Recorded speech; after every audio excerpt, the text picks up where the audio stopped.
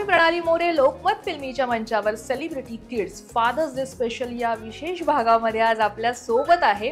अर्थात आतापर्यंत माय लेकी खूप आलेत, पण बाप आणि लेकीची जोडी ही सर्वात घट्ट अशी जोडी असते, कारण त्यांच्यातलं बॉन्डिंग वेगळंच असतं. तर अशी बाप लेकीची जोडी आपल्याकडे येते आणि ते जे बाप लेक आहेत, ती जी लेक आहे ती आपल्याला खूप छान माहिती झालेली आहे आणि तिच्याबद्दल आपल्याला खूप विशेष प्रेम वाटायला लागले. तर असेच आपल्या सगळ्यांचे लाडके पंढरीनाथ कांबळे आणि ग्रीष्मा कांबळे आपल्या सोबत आहेत. नमस्कार. नमस्कार. पॅडी, जसं मी म्हटलं तसं की ग्रीष्मा बिग बॉस नंतर खूप, आता तिच्या इंस्टाग्राम प्रोफाईलमुळे ती माहिती होती, पण बिग बॉस नंतर तिचं जे एक लेटर छान किंवा जी पोस्ट सगळ्यांनी वाचली आणि ती भिडली ना प्रत्येक लेकीला आणि प्रत्येक बापाला, त्यामुळे ती खूप प्रकर्षाने समोर आली. पण तुम्ही जेव्हा बिग बॉसच्या घरात होता तेव्हा ते काही माहिती नव्हतं तुम्हाला आपल्या लेकीने आपल्यासाठी काय केलं. पण मला सुरुवातीला पहिला प्रश्न हाच विचारायला आवडेल की ती पोस्ट जेव्हा तुम्ही वाचली, तिने जे काही तुमच्याबद्दल म्हटलंय, तेव्हा डोळ्यात पाणी तर अर्थात असणार, पण अभिमान जास्त दाटून आला. अभिमान आणि मला एका म्हणजे आपली मुलं मोठी होत असतात, आपण लहानपणापासून त्यांना अपब्रिंग करत असतो बऱ्याच गोष्टी, पण ते तिचं वाचल्याच्या नंतर की यार एक मॅच्युरिटी जी म्हणतो मुलांमध्ये यायला हवी, जी प्रत्येक पालकांना वाटत असते. यार किती मॅच्युअर्डली लिहिलं हे सगळं, आणि मला इतकं प्राऊड फील झालं की यार म्हटलं हे कमाल सगळं होतं. आणि म्हटलं आत्ता ही तयार आहे बाहेरच्या जगात जायला. आपण शिक्षणासाठी किंवा आणखीन काही याच्यासाठी मुलांना घराच्या बाहेर पाठवतो, तर ते आपलं जनरल पाठवणं असतं, पण ह्या पद्धतीनं ती जर विचार करत असेल प्रत्येक गोष्टींचा, बापाबद्दल असेल किंवा मग मित्रमैत्रिणी असतील किंवा माणसं तिला आत्ता कळायला लागलीत की ती कशा पद्धतीनं आपण कुठल्या माणसाशी कसं रिॲक्ट व्हायला पाहिजे. जर कोण रूढ आपल्याशी होत असेल तर आपण एकतर ते आमचं घरी शिक्षण असतंच त्या पद्धतीचं, बाळा असं करायचं तसं करायचं, ह्याव नाही करायचं त्याव नाही करायचं, पण एक इंडिपेंडंट डिसिजन मेकर म्हणून मला खात्री पटली की बॉस आत्ता पोरगी आपली मोठी झालेली आहे आणि ती सक्षम आहे बाहेरच्या जगात वावरण्यासाठी आणि बाकी गोष्टी करण्यासाठी. सो खूपच कमाल फिलिंग होतं ते. म्हणजे मला आधी तर रडू आलं, पण मी तिला घट्ट मिठी मारली नंतर एकदा. आणि खूप लकी असतात म्हणजे ज्यांना मुली असतात, असं म्हणतात की मुली तर पहिली पेटी, धनाची पेटी वगैरे जे काही मिथ आपल्याकडे आहेत आणि सगळं, पण म्हणजे ही जन्माला आल्याच्या नंतर म्हणजे काही काही गोष्टी ऑन फ्लोर असतात, आपल्या गोष्टी त्या सुरू होतात, त्या चटचट चटचट पुढे जात जात जात किंवा ज्या चालू असतात गोष्टी त्यांना एक गिअर पडतो आणखीन एक. सो ही माझ्या आयुष्यात आल्याच्या नंतर तसे माझे गिअर्स पडत गेले आणि खूप लकी आहेत माझ्या दोन्ही मुली माझ्यासाठी. I am very proud. नाही, आणि तेच तुम्ही जे लेटर बद्दल म्हणाल त्यातली शेवटची ओळ तिने जी लिहिली ना, ती अतिशय तिच्यात म्हटलेलं आहे जसं तिने की मी तुला जे काही म्हटलं असेल, जान्हवी गिल्लेदारला म्हटलं त्याबद्दल मला जर मी काही चुकीचं बोलली असेल तर मी माफी मागते, कारण आमच्यावरचे संस्कार आहेत, त्यामुळे मग ते इतकं भिडलं. तर मला तुम्हाला सुरुवातीला, ग्रीष्मा मी तुझ्याकडे येतेच आहे, पण तिने जो शब्द वापरलाय की आमच्यावरच्या संस्कारांनी मला ते बोलू दिलं नाहीये, जरी हे मी त्या पद्धतीनेच बोललीये कारण ते संस्कार माझ्यावर तसे झालेत. त्यामुळे ग्रीष्मा जशी जशी लहान आणि आता मोठी, हा जो पूर्ण स्पॅन आहे, आई वडिलांपेक्षा कोण आपल्या मुलांना जास्त ओळखणार, त्यामुळे तिच्यातले मुलगी म्हणून झालेले बदल आणि आता तुम्ही म्हणालातच मॅच्युरिटी आलीये, पण आधीची ग्रीष्मा आणि आत्ताची ग्रीष्मा यात किती एक फरक वाटतो. त्या संस्कार शब्दावरनं मी एकतर सुरुवात करेन तुझ्या की ऑफकोर्स म्हणजे तुम्ही मुलं कशी असतात त्याच्यावरनं, म्हणजे जेव्हा ही बाहेर वावरतात त्याच्यावरनं तुमच्या पालकांचं आणि आईबाबांचं परीक्षण केलं जातं. तुझ्या आईबाबा हेच करतात का, तुझ्या आईबाबांनी तुला काही शिकवलं नाही का वगैरे वगैरे. तर ही करेक्ट माझं रिफ्लेक्शन आहे असं मला वाटतं, कारण एकतर हिची आई जी आहे ती वारकरी संप्रदायातनं, त्या फॅमिलीतनं आलेली आहे, त्याच्यामुळे शिवीगाळ, चिडचिड होते, आई म्हणून होत असते, पण शिस्त जी आहे ना मुलांना, की मुलांनी किंवा मुलींनी कसं राहायला पाहिजे. मुली असल्याच्या नंतर तुम्ही एक विशेष काळजी घेता, एक्स्ट्राची काळजी, तुम्ही ओव्हर प्रोटेक्टिव्ह असता आई बाबा तुम्ही. तर ते आई म्हणून तिने व्यवस्थित उत्तम त्या पोरींना त्यांचं जोपासना किंवा त्यांचं अपब्रिंग केलेलं आहे त्यांना. आणि अदरवाईज बाप म्हणून जेवढी सूट द्यायची कारण मी यांच्याशी ह्या मुली खूप सुदैवी आहेत, आमच्या खूप लहान वयात ह्या आम्हाला झाल्या, सो त्यांना खूप तरुण आई बाबा मिळाले. हा म्हणजे आता मी ह्यांच्यासोबत कधी फिरतो तर म्हणजे मला वाटतं एका मॉलमध्ये आपण रिसेंटली फिरत होतो 1-2-3 वर्ष. भाऊ वगैरे म्हणत नाहीत ना, मोठा भाऊ वगैरे. भाऊ सोड, भाऊ तर आहेच, पण एकदा एक मैत्रीण भेटली इंडस्ट्रीतली, तिला माझी बायको माहिती नव्हती, तर ही लांब थांबली होती आणि मी आपला तिला भेटलो वगैरे वगैरे, हाय हॅलो कशी आहेस वगैरे, तर ती म्हटली मिसेस आहे ना तुझी, बोलव ना तिला. ते म्हटलं अगं नाही ती माझी मुलगी. त्याच्यावर आम्ही वेगळं केवढा ते सगळं. सो एकतर तरुण आई बाबा त्यांना मिळाले आणि आम्हाला ना, मला त्यांना म्हणजे आरडाओरडा करावा लागला नाही कधी. मित्रासारखं खूप ट्रीट झालं. जरी शिस्तीसाठी कधी ओरडलो किंवा काहीतरी थोडेसे डोळे कधीतरी वटारले असेल, आवाज चढा लागला असेल कधीतरी, पण त्याच्यामध्ये ना मित्र खूप होता, मित्र बाबा खूप होता त्याच्यामध्ये. त्यामुळे तिने बाबाला बघितलेलं आहे लहानपणापासून, जे काही वावरत असतो. कधी बऱ्याचदा टोकाची भांडणं होत असतात आईबाबांमध्ये आणि मग ते एकमेकांच्या उरावर बसून किंवा याचा जीव घेऊ का काय करू, पण आमच्याकडे भांडणं होतात ना तेव्हा आई बोलत असते आणि बाबा शांत असतो. ते बऱ्याच ठिकाणी की म्हणजे हा ॲक्च्युली माझं चुकलं असते खरं तर, हो नाही मी करेन, मी ते प्रयत्न करतो यापुढे अशा गोष्टी. सो तिला बाबा म्हणजे एक आईची शिस्त वेगळ्या पद्धतीची आहे, बाबाचं रिॲक्ट व्हायची पद्धत तिला माहिती आहे. सो बऱ्याचदा तुम्ही न बोलणं सुद्धा खूप, नाहीतर काय होतं की शब्दाला शब्द वाढत जातो आणि मग ते कधीच थांबत नाही, ते चालूच राहतं, ते अविरत चालू राहतं. त्यामुळे कुठेतरी कोणीतरी बॅकफुटला यायला पाहिजे, कुणीतरी थांबायला पाहिजे, कुणीतरी चूक असेल नसेल संसार आहे शेवटी, तरी कुणीतरी सॉरी म्हणायला पाहिजे आणि ते मला उत्तम जमतं असं मला वाटतं. आणि त्यामुळे आईची एक वेगळी शिस्त आणि बापाचा एक वेगळा स्वभाव, त्यामुळे एक छान कॉम्बिनेशन असलेल्या ह्या माझ्या मुली आहेत. आणि मला ते दिसतं, जाणवतं, ती बोलताना पण कधी कधी काय जरी आमची मुलं असले तरी पण एक इंडिव्हिज्युअल पर्सनॅलिटी म्हणून प्रत्येक माणसाची असते, तिची रिॲक्ट व्हायची पद्धत असते. पण त्याच्यामध्ये कधी कधी रूढ किंवा कधी कधी थोडीशी हार्श वाटते, तेव्हा मी सांगतो बाळा असं नाही, एवढं नाही रिॲक्ट व्हायचं, आपण थोडं म्हणजे सांग, तू फक्त टोन तुझा वेगळा असायला पाहिजे. आणि ते सांगितलेल्याबद्दल त्यांच्यामध्ये ते आत्मसात करतात आणि त्या पद्धतीनं ते रिॲक्ट होतात. त्यामुळे मला हिची तरी आत्ता अजिबात काळजी नाही आहे, म्हणजे she is ready to go आणि फाईट विथ द वर्ल्ड. लहानपणची ग्रीष्मा वॉज लाईक खूप अवखळ होती, आत्ता तिच्यात खूप ठहराव आलाय. म्हणजे आत्ता ती बोलताना पण बाबा तू बाबा आहेस असं वगैरे करून, की म्हणजे आत्ता नको तू पिजेस करू किंवा आत्ता नको असं कधीतरी मस्करीत आपण घरी म्हणजे आपण बोलतो ना आपण कोट्या करतो किंवा. तर मला ती ग्रीष्मा म्हणजे शाळेपासूनची, म्हणजे मी हिला स्कूल बस होती, शाळेत सोडायला जाण्यापासून मी तिला छोटी, माझ्याकडे एक इलेक्ट्रिकची बाईक होती तेव्हा, त्या बाईकवरनं तिला स्कूल बसपर्यंत सोडायला जायचं, मग तिला घ्यायला जायचं, ती ग्रीष्मा. आणि मधल्या काळातली म्हणजे ती एक तो अवखळपणा सगळ्याच मुलांमध्ये असतो. तुला आठवतंय आपण ह्या नवीन घरात जेव्हा आलो होतो गोराईच्या घरात, तेव्हा तू एक डेंजर नाचले होते करून आणि तो व्हिडिओ माझ्याकडनं मिस झाला. आणि म्हणजे ते इतकं तिला त्या, एकतर आम्ही त्या मोठ्या नवीन घरात आलो होतो, त्याचा आनंद, आणि मग ते असं लेवलवालं घर होतं, म्हणजे एक लेवल अशी आणि मग कट करून अशी एक लेवल तो हॉल आहे. तो हॉल म्हणजे साधारण एंटर केला तो असं स्टेजवर सारखं फील आहे. हा बॅकस्टेजने आपण स्टेजवर आणि खाली ऑडियन्स बसतो असं वगैरे. हा म्हणजे आमच्याकडे गणपतीचे कार्यक्रम वगैरे असतात तेव्हा ते सगळं होत असतं. तर तेव्हाचा मला नाच तिचा आठवतो आणि इतक्या वेड्यासारखी ती नाचत होती, एखादं माकड नाचावं तसं नाचत होती.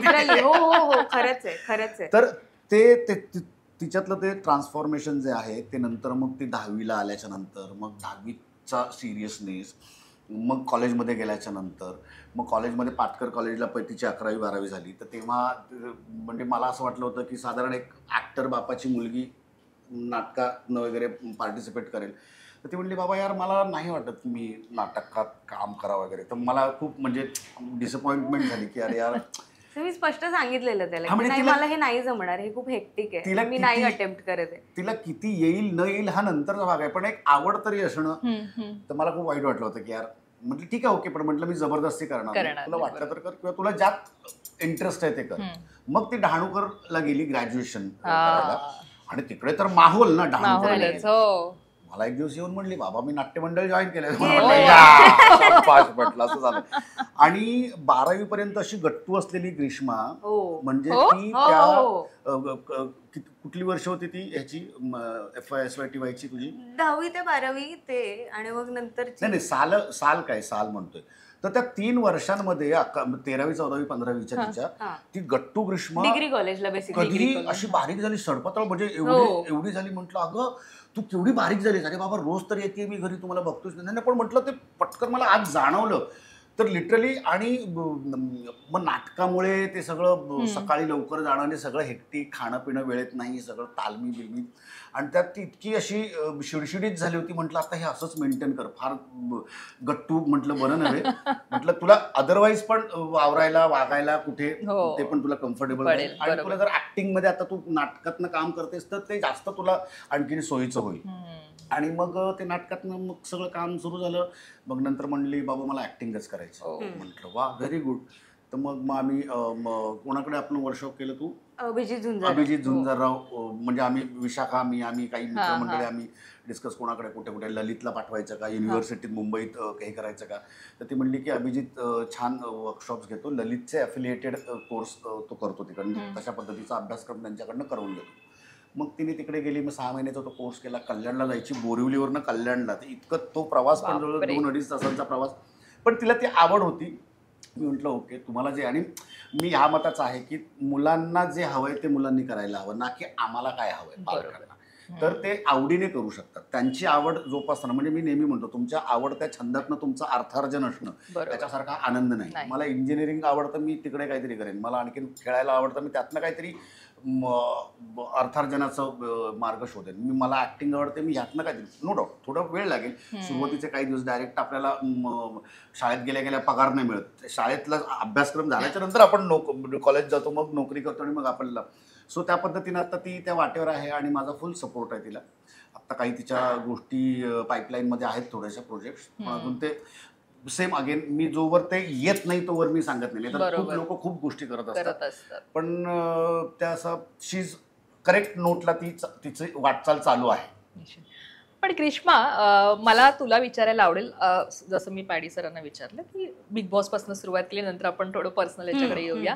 बाबा बिग बॉस मध्ये असताना जेव्हा तिथे वेगवेगळ्या पद्धतीनं बोललं जायचं, त्याला कुठेतरी कमी दाखवलं जायचं, तो खेळ होता ऑब्व्हियसली. पण तरी सुद्धा आपल्याला ते सहन होत नाही आपल्या आई वडिलांच्या बाबतीत कोणी बोललेलं. मग भले कधी कधी आपले आई वडील आपल्याला वाटत असेल की इथे थोडे चुकले, पण नाही, आपण ते ऍक्सेप्ट करत नाही. ते इथून आणि इथून दोन्ही कनेक्शन्स असतात आणि तू त्या पद्धतीनंच व्यक्त झालीस. पण घरी बसून जेव्हा तू बघत होतीस तेव्हा तो राग यायचा ना, तू कसं व्यक्त व्हायचीस? तू तो पोस्टद्वारे केलास, पण त्याआधी कशी व्यक्त व्हायचीस? तुझ्या डोक्यात काय यायचं आणि कशा पद्धतीने एक मुलगी म्हणून तू ते तुझे रिॲक्शन्स बाहेर यायचे? घरी आपण बोलतो ना रे काय असं. नाही, मला वाटतं मला आधी फिल्टरच नव्हते. म्हणजे त्यानंतर जेव्हा मला कळलं की आता आपल्याला जरा काहीतरी मीडियावर रिॲक्ट करताना आपण असं काहीही नाही बोलू शकत म्हटल्यावर जरा ड्राफ्ट निघाले त्या पोस्टचे. पण इमिडिएट रिॲक्शन तरी मी, आई आणि आद्या आम्ही तिघी बसून एपिसोड बघायचो. तेव्हा आमचं असं, म्हणजे मला आठवतंय आई तिथल्या तिथेच टीव्हीशीच भांडायला लागली होती. आद्याला प्रोसेस होत नव्हतं की काय झालंय हे. फायनली आपल्या बाबावर आलंय, पण हे काय आलंय, असं काहीतरी कसं काय आलंय. आणि मी फक्त वाट बघत होते की एपिसोड संपू दे, तिला जेवढं सगळं व्यक्त व्हायचं ते होऊ दे, आपण नंतर त्याच्यावर बोलूया. पण मी पण इमिडिएटली रिॲक्ट नाही झाले. मला वाटतं एका दिवसानंतर मी पोस्ट केलेली, पण ती पण मी खूप अशी जरतर करून फिल्टर करून ड्राफ्ट बनवून मग तो टाकला, असं झालेलं. बट इमिडिएट रिॲक्शन नाही, सहन होत नाही. आपल्याला वाटतं सोपं वगैरे असेल, पण नाही होत. आणि मला वाटलेलं की ह्याच्यासोबत डील करणं खूप सोपं आहे, पण मग त्याच्याशी कोणीतरी वेगळ्या प्रकारे डील करताना बघताना मग असा रागच येतो की नाही, असं कसं तो एवढं शांतपणे बसलेल्या माणसाला कोणीतरी असं का बोले, असा प्रश्न पडतोच कायम. हे कसं काय वाटायला येऊ शकतं, असं झालेलं माझं. आणि मला कनेक्ट म्हणजे याच्याशी म्हणजे बाबाला कोणतरी बोलतोय किंवा बाबा कसा वागतोय तिथं, आणि मग आपल्याला घरच्यांना इमिडिएट तुमचा ऑडियन्स तो असतो, काय वाटेल किंवा कशा पद्धतीनं अरे यार बाबा काय करतोय, किंवा बाबा चुकला यार, बाबाने असं नाही बोलायला पाहिजे होतं, अशा पद्धतीनं जेव्हा घरच्यांना वाटतं तेव्हा माझ्या डोक्यात एक ऑलवेज होतं की मी माझ्या फॅमिलीचं रिप्रेझेंटेशन करतोय, मी माझ्या इंडस्ट्रीतल्या मित्रांचं रिप्रेझेंटेशन करतोय, मी माझ्या इंडस्ट्रीचं रिप्रेझेंटेशन करतोय, मी जिथे जॉब करतोय तिथल्या लोकांचं मी एक रिप्रेझेंटेशन करतोय. सो हे सगळं करत असताना ह्या गोष्टी खूप बॅक ऑफ द माइंड होत्या माझ्या. बरोबर. पण म्हणून मुद्दामून मी साधेपणा वगैरे नाही, तो बेसिकच आहे. मुद्दामून म्हणजे ते कळतं लगेच. तुम्ही 1 दिवस 2 दिवस 3 दिवस करू शकाल, पण तुम्ही सातत्यानं तो चेहरा किंवा तो मुखवटा नाही तुम्ही घेऊन फिरू. तो बेसिक तुम्ही नाहीच आणणार साधेपणाचा. तर बेसिकच मी माणूस म्हणून एक स्वभाव म्हणून माझा असाच आहे बऱ्याच गोष्टींमध्ये.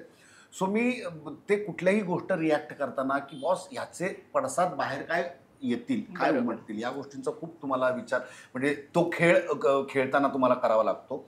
म्हणजे जान्हवी जे काय माझ्याबद्दल बोलली किंवा आणखीन निक्की कधी बोलायची किंवा आणखीन कोण काय बोलायचं, तर मी त्यांच्या लेवलला जाऊन नाही बोलू शकत बॉस. बरोबर.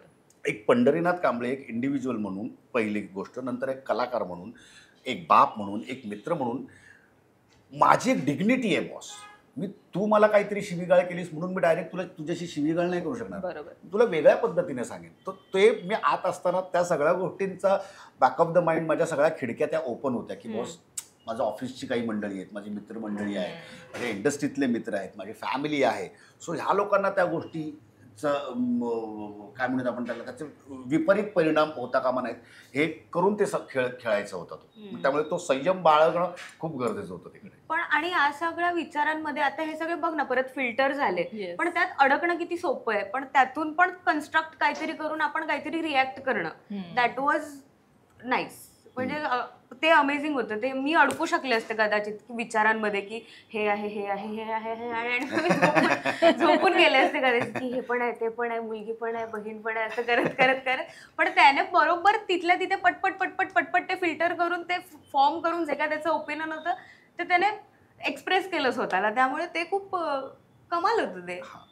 नाही, कारण आता तू मुलगी म्हणून तसं करणं, व्यक्त होणं अर्थातच ते आलंच. पण मला वाटतं पॅडीना जेव्हा ती म्हणाली की जेव्हा करिअरवर तिने प्रश्न केला आणि मग ओव्हर ऍक्टिंग म्हणाली, तेव्हा तर मग लोकांच्या घरात, मी हा आमच्याच घरातला किस्सा सांगते की अगदी भरत जाधव सोबतच जे हसा चकट पासून ते गंगूबाई नॉन मॅट्रिक लोकांनी भूमिका काढल्या, म्हणजे तेवढ्या भूमिका लोकांच्या लक्षात राहणं आणि ते त्या वेळेला आठवणं आणि लोकांनी बोलणं, हिला काय कळतंय का असं. नंतर तिला तिची चूक कळली आणि ते सगळं झालंच. पण तो क्षण कदाचित तिने योग्य नाही केला आणि त्या क्षणाला काय बोलायचं ते तिला सुचलं नाही. त्यामुळे कदाचित प्रेक्षकांमधनही तो राग व्यक्त झालाच.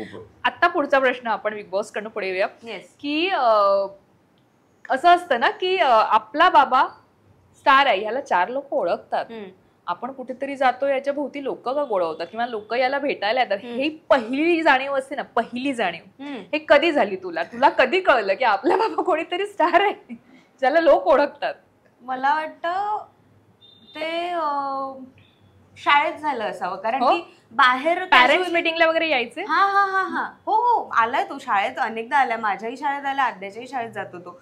पण बाहेर आपण एरवी फिरताना मॉलमध्ये, मार्केटमध्ये, व्हॉटेवर जात गेलं की मला वाटायचं की हे मित्र असतील आणि असेच फोटो काढतात, हा हे नॉर्मल आहे. पण शाळेत पण जेव्हा माझ्या बरोबर बसणारे माझे क्लासमेट्स पण येऊन त्याला भेटायचे, तेव्हा मग नंतर काहीतरी व्हायचं की नाही हे शाळेतले पण का भेटताय त्याला, हे कसे काय ओळखतात त्याला, हे तर अशक्य आहे. मग ते कळलं की अच्छा नाही, आपला बाबा ऍक्टर आहे आणि फेम नावाची गोष्ट असते आणि लोकांना भेटायचं असतं आणि कॅमेरा रोल होत नसताना जेव्हा लोकांना तो माणूस भेटतो आणि जेव्हा ते व्यक्त करतात स्वतःला, तेव्हा त्यांना किती आनंद होतो याच्याशी फक्त बोलताना. माझं असं व्हायचं की हा तर माझ्यासोबत असतो रोज, हा घरीच असतो माझ्या, तुम्ही काय एवढे आनंदी होताय, त्यात काय असं व्हायचं. तर नंतर शाळेतच मला वाटतं पहिली जाण झाली ओपन हाऊसेसमुळे आणि मीटिंग्समुळे की इथे सुद्धा तेच कसं काय होतंय जे बाहेर होतं, म्हणजे हे नॉर्मल नाहीये, हे वेगळं आहे काहीतरी असं. बाबातलं आणि तुझं नातं, कारण मी जसं सुरुवातीला इंट्रोडक्शनला म्हटलं की आई आणि मुलीपेक्षाही बाप आणि लेकीमधलं नातंच वेगळं असतं, ते खूप कनेक्टेड असतं. मुली वडिलांच्या बाबतीत खूप ओव्हर प्रोटेक्टिव्ह असतात आणि वडीलही मुलींच्या बाबतीत खूप ओव्हर प्रोटेक्टिव्ह असतात. या गोष्टी आल्या, तुमच्या दोघांमधलं जे बॉन्डिंग आहे, अगदी मग छोट्या छोट्या गोष्टी असू द्या, आपल्या मनातलं आपल्याला काहीतरी सांगायचंय, आपल्याला व्यक्त व्हायचंय, आपला डाऊनफॉल आहे तो आपल्या बाबाला सांगायचंय, आपलं सक्सेस आहे ते आपल्या बाबासोबत शेअर करायचंय, आपल्याला काहीतरी करायचंय वेगळी ती गोष्ट बाबासोबत शेअर करायची. ह्या सगळ्या ज्या गोष्टी आहेत या तुमच्यामध्ये कशा असतात, ते तुमचं बॉन्डिंग आहे ते मला तुझ्या भाषेत ऐकायला आवडेल. आमचं मग तो बिझी असतोच, बऱ्या म्हणजे मॅक्सिमम टाइम बिझी असतो, पण मग अशा वेळेला व्हॉट्सअप आणि मीडिया आपल्या कामी येतो. त्यामुळे व्हॉट्सअपवर तो कायम अवेलेबल असतो, फॅमिली ग्रुपवर आणि आमच्या पर्सनल चॅटवर पण.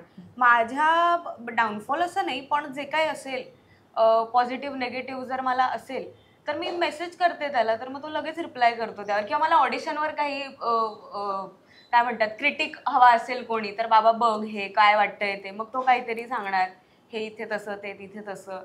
तर मग ते व्हॉट्सअपवरून आय थिंक मोस्टली होतं. जर कॉल शक्य असेल तर कॉलही होतो, पण मोस्टली मेसेजिंगवर आम्ही कनेक्टेड असतो, थ्रू आउट असतो मी म्हणेन बऱ्यापैकी. Never once I has it gone की माझा मेसेज सीनवर वगैरे गेलाय, नेव्हर. पण मला याला कनेक्टिंग सांगावंसं वाटेल की म्हणजे तिने अशा बऱ्याच गोष्टी माझ्याशी शेअर केल्या ज्या कदाचित आईसोबत बोलल्या नसतील, मग प्रोफेशन मधल्या असतील की तिच्या पर्सनल असतील किंवा आणखीन काय.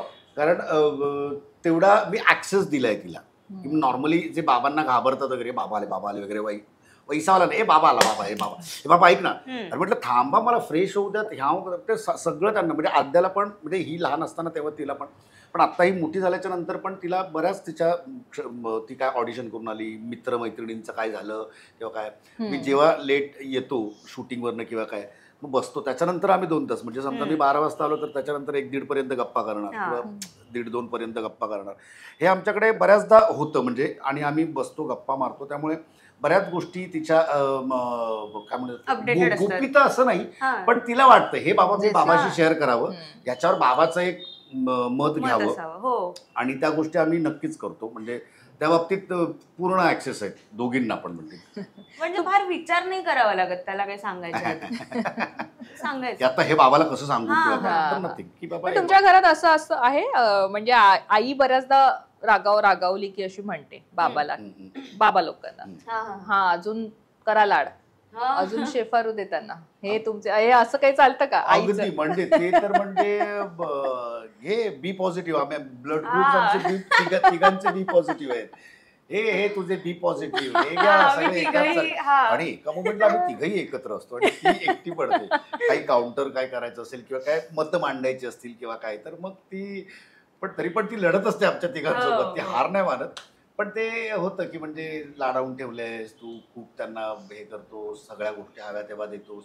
मी अगदी काय हव्या तेव्हा देत नाही, थोडा डिलेड देतो, कारण त्यांना ती प्रोसेस कळली पाहिजे की यार ऐसा नाही होत आहे, की आईबाबांनी पण काही कष्ट काढलेत, तर त्यांना पण चटकन गोष्टी मिळालेल्या नाहीत, तर तशा पद्धतीनं मी देतो त्यांना. नाही देत असं नाही, कधी कधी एक अर्जन्सी आहे का, अर्जन्सी असेल तर आत्ता मिळेल, त्याने काही जीवन मरणाचा प्रश्न नसेल तर म्हटलं थांब जरा काही दिवस थांब, मी अरेंज करतो. ते मुद्दामून असतं सगळं, आत्ताही मी तिला देऊ शकत असतो कुठल्याही क्षणाला, पण ते त्याचं मागितलं की लगेच मिळतं, मग ते आणखीन शेफारून जातात. पण त्या इनफ समजूतदार आहेत असं मला वाटतं आणि त्या समजतात. पण ग्रीष्मा, तुला मला विचारायला आवडेल, आता बाबांनी इतकं काम केलंय, म्हणजे आमच्या पण भूमिका सगळ्या इतक्या लक्षात आहेत प्रत्येक, आणि वेगवेगळ्या त्याच्या छटा. तू इतकं काम पाहिलं असशील, पण तरी सुद्धा मला वाटतं त्यांनी मगाशी सांगितलं की तुला ऍक्टिंग मध्ये काही नाटकामध्ये वगैरे काही इंटरेस्ट नव्हता, असं का? तेव्हा ते मी म्हणेन की असं स्पेसिफिक कारण नाही, फक्त त्याने जे केलंय त्यापेक्षा काहीतरी वेगळं करूया आपण, एवढंच सिम्पल थॉट होता त्यामागे. पण मग नंतर जेव्हा हेच निवडलं तेव्हा मग कळलं की अरे नेमकं हेच निवडलंय आपण, असं झालं माझंही. पण बस तेवढाच सिम्पल थॉट होता, बाकी काही नव्हता. आणि खूपच वेगवेगळं काय काय करायचं होतं मला. खूपच वेगळं काहीतरी करायचं होतं, तिला वेगळं करायचं होतं, आईला हिच्याकडनं वेगळं करून घ्यायचं होतं, असं बरंच काय काय काय काय होतं. पण मी कधीच तिला सांगितलं नाही हे करते कर, तुला जेव्हा वाटेल जे करायचं. कारण काय मी हिला जर आता जॉब कर म्हटलं, तुझं जे काही शिक्षण झालेलं त्याच्यावरनं तू जाऊन त्या तुझ्या एलिजिबिलिटीवर तू जॉब कर, तर ती रमणारच नाहीये, मला माहिती आहे ते. जर तिला जॉब करायचा असता कुठे बँकेत असेल किंवा आणखीन कुठेतरी ऑफिसमध्ये, आणि मी तिला म्हटलं यार तू ऍक्टिंग करणार, तर ती रमलीच नसती. तर त्यांच्या आवडीचं क्षेत्र त्यांनी त्यांचं निवडणं आणि आईबाबांनी त्यांना सपोर्ट करणं हे जरा जास्त गरजेचं. सो आता तिला फायनली जेव्हा ती म्हणली की बाबा मला ऍक्टिंग करायची, म्हटलं वा, म्हणजे कुठल्याही बापाला आवडेल. हा, आणि मी त्याच्यानंतर ना मी तिला लगेच हो नाही म्हणलं. तिने ते वर्कशॉप मधलं तिचं एक नाटक आम्ही बघितलं, रावणायन काय साम्राज्यम नावाचं, रावणाचा पॉइंट ऑफ व्ह्यू या सगळ्या गोष्टींकडे बघण्याचं उत्तम नाटक होतं ते. आणि त्यात एक छोटंसं कॅरेक्टर, दासीचं कॅरेक्टर होतं हिला. तर मग प्रयोगाला गेलो मी आणि मग बघितला प्रयोग. तर तिचा वावर बघितला, तिची डायलॉग डिलिव्हरी बघितली, म्हणजे लिसनिंग, रिॲक्शन कशा रिॲक्टिंगची पद्धतीची बघितली. आणि मग नंतर म्हटलं की आहे म्हणजे बेसिक 2-3 सीन्स होते, फार नव्हते सीन. बेसिक आडात असेल तर पुऱ्यात येईल. बरोबर.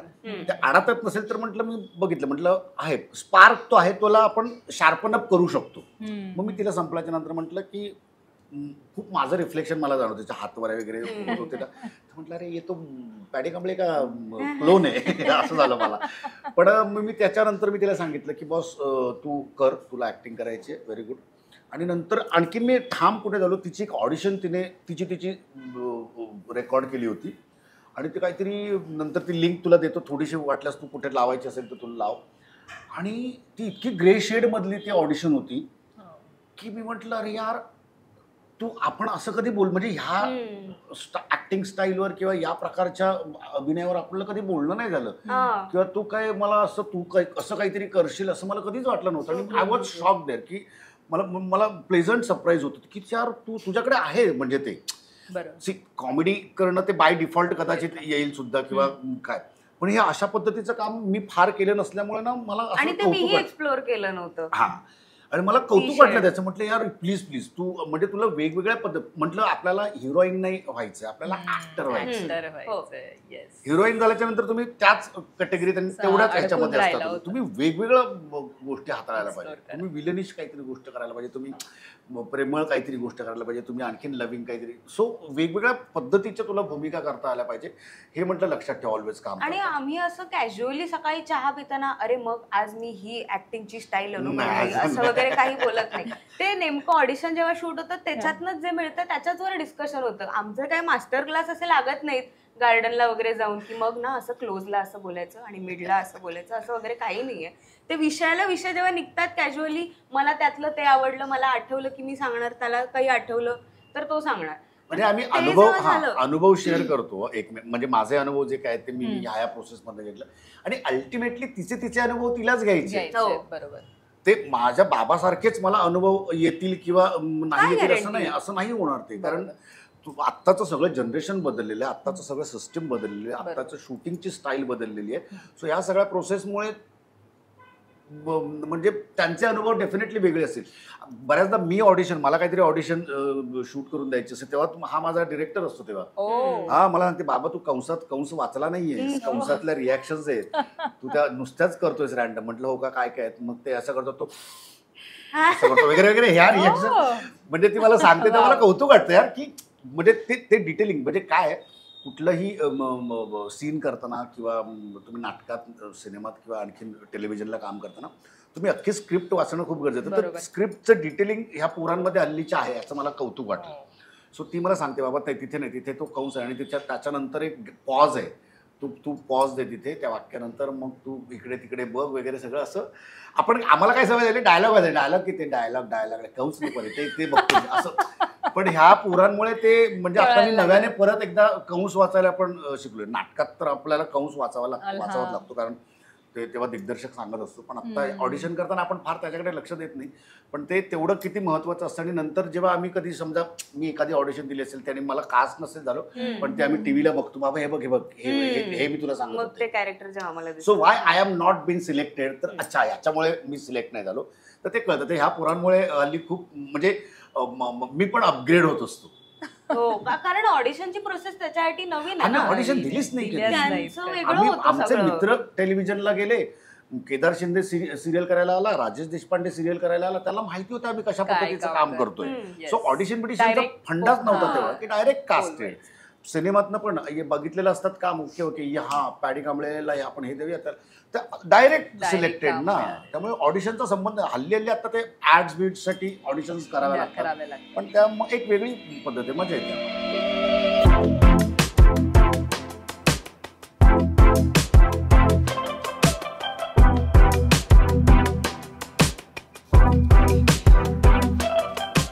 मला आता काही अशा गोष्टी जाणून घ्यायच्या आहेत. ग्रीष्मा लहान असताना अशा काही आठवणी ज्या शेअर करता येतील इथे, म्हणजे अगदी तिच्या जन्मापासून आतापर्यंत काही अशा 2-3 आठवणी ज्या लक्षात आहेत इथे सांगाव्याशा वाटतील. पहिली आठवण म्हणजे मला जे ठामपणे लक्षात आहे ती म्हणजे तिने काहीच केलं नव्हतं.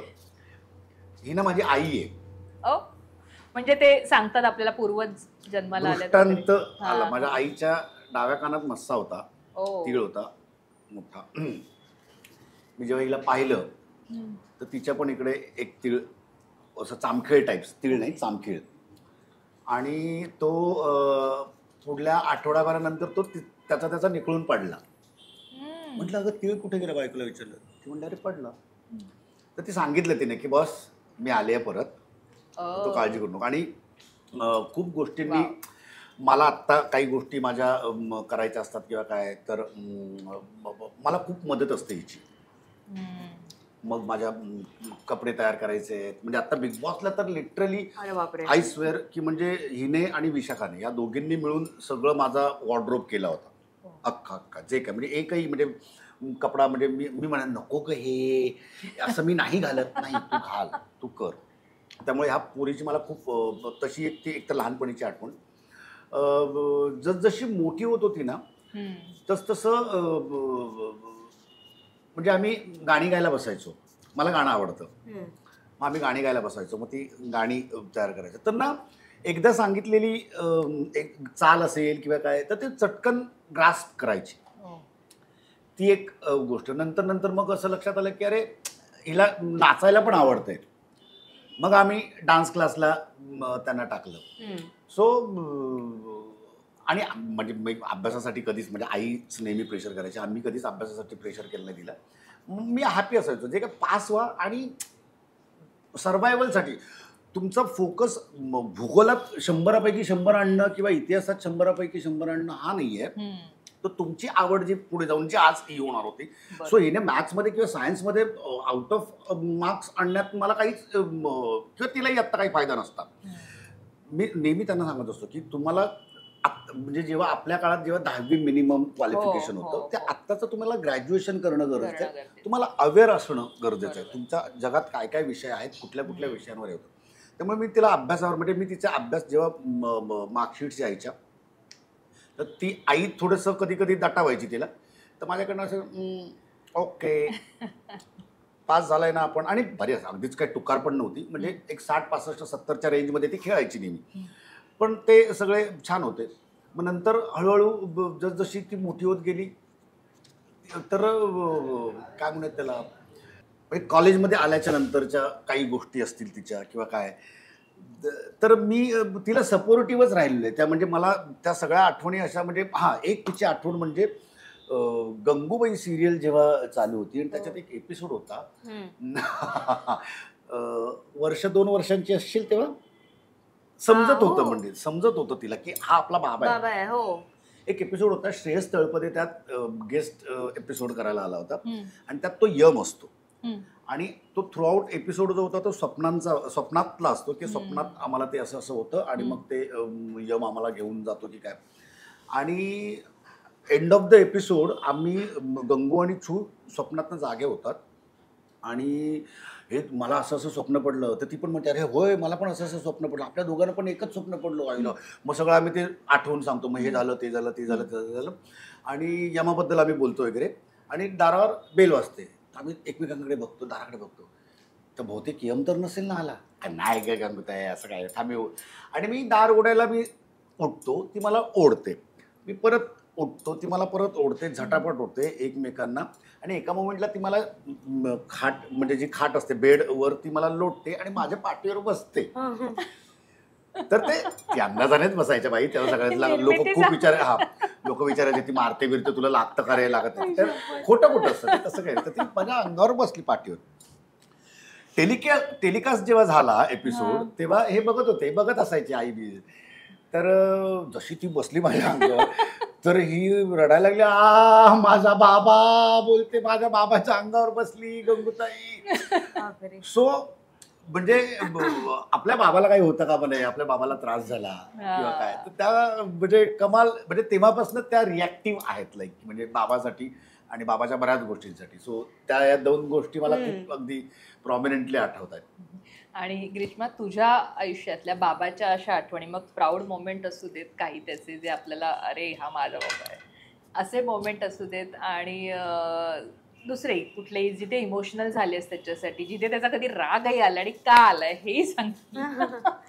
नाही, खरं तर हा खूप तसं तर स्वतःच्या बाबतीत नीट अँड प्रॉपर आहे तो तसा. मीच उलट त्याच्यासमोर वेंधळी दिसेल. पण मला वाटतं मी कामाबद्दल बोलेन, कारण की आय ऑलवेज हा समोर जो काम करतोय तो आपला बाबा आहे हे मी विसरू शकते, आणि त्याला इरिस्पेक्टिव्ह ऑफ दॅट मी त्याचं फक्त काम बघू शकते. तर ते काम बघताना मला वाटतं मी जेव्हा सुपरस्टार बघितलेला तेव्हा मला तो रेकॉग्नाइजच झालेला नव्हता. तर तेव्हा ते मी खूप तेव्हा लहान होते, पण मी नंतर तो मूवी बघितलाय आणि मला असं वाटतं की त्याच्यासाठी ड्यू अप्रिसिएशन ना ह्याला मिळालं ॲज अन ऍक्टर, त्या कास्टलाच नाही मिळालं, नुसतं याला नाही, सगळीच टीम, आणि डिरेक्टरलाही नाही मिळालं. महेंद्र कदम डिरेक्टर आहेत त्याचे, सिद्धार्थ जाधव आणि सिद्धू काका. हा, मेघा, राईट, दॅट वन. तर असे काही ना परफॉर्मन्सेस असतात ज्यात बाबा दिसतो पण वेगळ्या पद्धतीने काहीतरी दिसतो, आणि कमाल असा काहीतरी वेगळाच कॅरेक्टर आहे, हे काय आहे असं झालेलं असतं तेव्हा. तर तो एक परफॉर्मन्स म्हणजे ती आठवण आहे मला, ते जगतानाचा जो एक्सपिरियन्स आहे ना ते बघताना, की जेव्हा तो एखादा नवीन पोटेन्शियल त्याचं अनलॉक करतं तेव्हा मला मी काहीतरी वेगळं अनलॉक करताना दिसते की ओ ही पण रेंज आपल्याकडेही असू शकते. सो ते एक इंटरकनेक्टेड थोडंसं आहे की इफ हा करू शकतो मग कदाचित आपणही करू शकतो, ही पॉसिबिलिटी अनलॉक होते. त्यामुळे ते त्याच्याकडनं खूप बाउन्स बॅक होतं. मला वाटतं. आणि सांस्कृतिक कला दर्पणचं अवॉर्ड तुम्ही जेव्हा घेतलं होतं आमच्या वतीने, आम्ही तेव्हा युएसला नाटकासाठी हे फॉरेनला गेले होते, मी आणि अभिनय विशाखा काकीचा मुलगा, आम्ही दोघं टीमचे रिप्रेझेंटेटिव्ह म्हणून एडीज म्हणून गेलेलो तिकडे रिसीव्ह करायला, आणि आपण जिंकलेलो तेव्हा. आणि आम्ही ऑनस्टेज जाऊन ते घेतलेलं, आणि तो इन अ वे ते बिग बॉसच्याही आधी झालेलं, त्यामुळे तो पब्लिक अपिअरन्सचा ना तेवढा खूप जरा कॉन्शियस असायची मी तेव्हा, की नाही कोणाला कळायला नको पाहिजे, अरे बापरे नाही मग नीटच जाऊया वगैरे वगैरे असं होतं. पण ते पण एक एक्सपिरियन्स होता. कसं वाटलं पण तुला, म्हणजे ऑन बिहाफ ऑफ बाबा you are accepting the award? कमालच आहे. म्हणजे ते घेतल्यानंतर म्हणजे आय कॅन ओनली होप की कधीतरी हा रिसीव्ह करायला जाईल माझ्या वतीने अवॉर्ड. नक्की. आणि तो मोठा प्राऊड मोमेंट म्हणजे आतापर्यंत तुम्हाला आमच्या नावाने ओळखतात की पॅडी कांबळेची मुलगी, पॅडी कांबळेची मुलगी. तो क्षण ऐकायला पाहायला मला खूप आवडेल की अरे हा ग्रीष्मा कांबळेचा बाबा. आता तुम्ही वेट करत असाल की मला I am waiting for that. I am waiting. अरे हा ग्रीष्माचा बाबा. पॅडी तर इटसेल्फ आहे, त्याने जे काय करून ठेवलंय, पण तो ग्रीष्माचा बाबा हे जे आहे ना, की ग्रीष्मा हे पहिलं फर्स्ट नेम ग्रीष्मा, ते कुठल्याही पालकाला किंवा बापाला आईला नक्कीच करायला हवं. बरं, असे कोणते क्षण की ग्रीष्माच्या बाबतीत तुम्ही खूप ओव्हर प्रोटेक्टिव्ह झालेला आहात, असे काही गोष्टी? ते मी नेहमीच असतो बिंग बाप. कारण आणि मला ॲट द सेम टाइम मला ऐकायला आवडेल, कारण आपण फादर्स डे निमित्ताने बोलतोय, की प्रत्येक बाबा आपल्या मुलींच्या बाबतीत खूप ओव्हर प्रोटेक्टिव्ह असतात. मग शाळेपासून त्यांच्या लग्नापर्यंत, आणि लग्न झाल्यानंतरही आपलं टेन्शन फार एक्सप्रेस नाही करतात, पण ते म्हणजे ती जर्नी सुरूच असते till the end of the life. मुलांच्या बाबतीत जे आपण असतो, आणि स्पेसिफिक मुलींच्या बाबतीत, कारण त्या घर सोडून बाहेर लांब जातात. सो तुम्ही कसे आहात त्या बाबतीत? मी म्हणजे सगळेच बाप असावेत ते तसे, की म्हणजे किती वाजले, मित्रांसोबत गेलीये, मूवीला गेलीये किंवा कुठे नाटकाला गेलीये, किंवा काही त्यांच्या आता आउटिंग्स असतात, मग पुण्यात जातात, कुठे जातात, काय जातात, तर सतत फोन करणं, काय पार्टी चालू आहे, मग कंट्रोल. सतत फोन नाही करत तो एक फोन करतो, त्यात तो सगळं विचारतो. मग कोण आहे सोबत, काय अपडेट देत जा. कधी काय म्हणजे काही प्रॉब्लेम झाला, प्रवासात काय झालं किंवा कोणाला काय लागलं, झडलं, काय झालं तर म्हटलं सांगत जा, अपडेट दे. म्हटलं मी प्रॅक्टिकली मी जरी येऊ नाही शकलो तरी आय कॅन अरेंज थिंग्स. तू पुण्यात आहेस, लोणावळ्यात आहेस, कुठेही आहेस, मी महाराष्ट्रात कुठेही तुला काही गोष्ट अरेंज करू शकतो. एवढा बाबाचा रीच म्हटलं आता झालेला आहे, मी कुठेही बसून. तर त्यासाठी त्यांना हे करतो. बऱ्याचदा अदनामधनं मी नॉक करत असतो, काय कोणी प्रपोज केलंय का, रोमॅन्टिक लाईफ बाबत त्याला खूप इंटरेस्ट आहे आणि असते क्युरिओसिटी असणारच नक्की, म्हणजे की आपल्या क्युरिओसिटी असण्यापेक्षा भीती असते, बाबा जो निवडलाय तो व्यवस्थित आहे ना, चांगला आहे ना, ही एक हे असते, त्यामागे थॉट असतो ओके पण व्यवस्थित आहे ना जे आहे ते. सर्किट मला माहिती आहे आता सध्या, खूप क्लोज मित्र कोण कोण आहेत ते. मग कुणी प्रपोज केलंय का, अरे नाही रे बाबा सांगेन ना तुला, तू काय एवढा. बरं त्याच्याकडे डेटिंगही प्रकार नाही, त्याच्याकडे प्रपोज आहे डायरेक्ट प्रश्नात. पण हा म्हणजे आमच्याकडे प्रपोज म्हणजे लग्नाला प्रपोज करतात. आमच्याकडे तशी पद्धत नव्हती ना एवढी. मला मुलगी आवडली, मी तिला सांगणार की मला तू आवडतेस, माझं तुझ्यावर प्रेम आहे, आपण लग्न म्हणजे प्रेम आहे की लग्न करूयात आपण काही वर्षांनी जेव्हा कधी. हा तर आमची प्रोसेस तशीच होती, म्हणून मी त्याच पद्धतीने विचारणार. मग तुमचे ते आता ते सो कॉल्ड काय आले ते टर्म्स, नाही ते काही दिवसांनी हा सिच्युएशनशिप आणि फलानाशिप आणि ते, तर हे आम्हाला माहितीच नाही. म्हणजे मी जेव्हा ऐकतो, म्हणजे आमच्या जनरेशनचे सगळेच आई बाबा जेव्हा हे काय, आणि एवढं सगळं आता आल्यामुळे त्याचा जेव्हा प्रपोज म्हणून प्रश्न येतो माझ्याकडे, तर माझं असं होतं की डायरेक्ट प्रपोज का करेल कोणी मला. अरे आधी आम्ही डेटवर जाऊ, जे काय असेल, जी काय प्रोसेस असेल मधली ती करू. त्यामुळे प्रपोज विचारलं की माझंही असं होतं की नाही प्रपोज कोणी नाही करत एवढ्यात मला. तेही विचारते, तर ती मनमोकळी आहे, म्हणजे मी तेवढं ते ठेवलंय. अशा किती नवीन गोष्टी कळल्यात पण तिच्याकडनं, म्हणजे जसं डेटिंगच्या बाबतीत की प्रपोज करणं वगैरे हे आत्ताच्या जगात घडतंय, असे किती नवीन गोष्टी या पिढीच्या हिच्याकडनं तुम्हाला कळल्यात. तेच ते आता विंटर मधलं एक काहीतरी वेगळं असतं, तुमचं लोकेशन लव्ह असतं, तेवढ्यापुरती तुम्ही येता प्रोजेक्टसाठी, मग तेवढ्यापुरती तुम्ही एकत्र असता, नंतर ओके बाय बाय. आणि म्हणजे आपल्याकडे असं नव्हतं, आपल्याकडे प्रेम म्हणजे प्रेम आणि मग लग्न आणि संसार, हे म्हणजे काहीतरी वेगळाच टर्म्स यांच्याकडे. आता कितीतरी वेगवेगळ्या शिप्स तू आपण बोललो जाल ना, काय काय बेंचिंग असतं, सिच्युएशनची बेंचिंग म्हणजे काय असतं बरं, काय असतं ते, मला पण नाही माहिती. बेंचिंग म्हणजे आता नेमकं मलाही सांगता नाही येणार, म्हणजे पण मीही ऐकलेलंच आहे. काही काही आम्हालाही सगळं माहिती नसतं अनेकदा.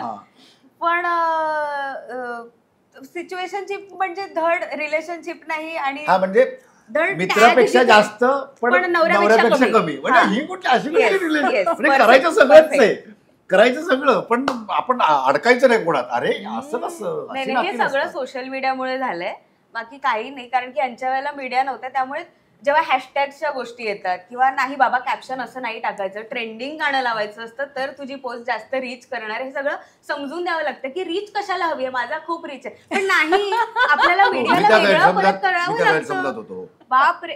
तर ते बिग बॉस वेळेला परत तेच झालेलं की नाही तुला कपडे छान घालावे लागतील, कारण की तू कधीही कसाही दिसशील आपल्याला माहित नाही, त्यामुळे तू कॉर्डसेट मध्ये बेटर दिसशील, तुझा से काय तो बेटर कळेल. असे डिस्कशन खूप झालेत बऱ्यापैकी आमचे. ओके. आणि ते मीडियामुळेच झालेत. पण बऱ्याच गोष्टी ह्या जनरेशन कडनं आम्हाला नव्याने कळतात की ह्या आमच्याकडे लॅकिंग होत्या. मला फेसबुक कळतं आणि माझ्यामुळे याला इंस्टाग्राम कळतं, कारण की मी फेसबुकवर नाही. फेसबुक आपल्या जनरेशनचं, आणि आम्ही जेव्हा नवीन आलो तेव्हा आताच्या जनरेशनला इंस्टा, ते फेसबुक कडे धुंकून पण बघत नाही अजिबात. माझा अकाउंटही नाही कदाचित फेसबुकवर. नाही तुझं. बरं, पण अशी हिची इंस्टाग्राम वरची कोणती पोस्ट आहे जी खूप छान आवडली, किंवा फोटोज आहेत हे जी तुम्हाला छान आवडली? फोटोज खूप कमाल. मी तिला आता रिसेंटली एक तुला सेंड केला होता की हा कमाल दिसतेस यात.